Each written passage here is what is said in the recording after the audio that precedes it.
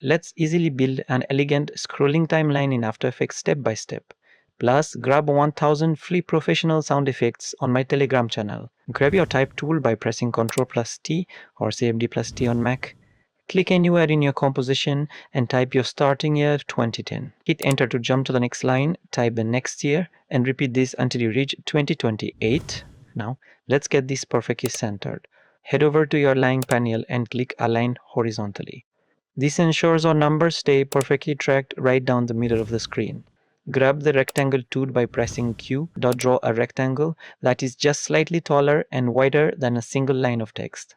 Next, go to your Effects and Presets panel, search for Fastbox Blur and drag it right onto your new shape layer. Over in the Effect Controls panel, bump the blurriness up to about 20. This is going to give our timeline a beautiful soft fade in and fade out effect. Let's hide the rest of the numbers. Look at your text layer, find the Track Matte drop-down menu and select your shape layer. Time to bring it to life.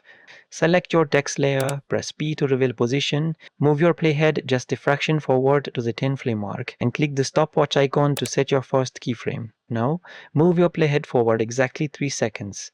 Change the Y position value, dragging the text upward until your final year 2000 twist X is perfectly centered in the frame. To make the movement look professional, highlight both keyframes, right-click, and go to Keyframe Assistant Easy Ease or simply press F9 on your keyboard. To give it a high-end, dynamic feel, jump into the graph editor. Adjust the speed curve so the animation starts incredibly fast at the beginning and smoothly drifts to a slow, satisfying stop at the end. Finally, toggle your timeline switches and check the motion blur box for your text layer.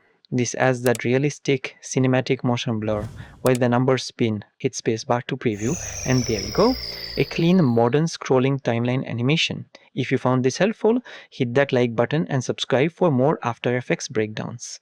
See you in the next one.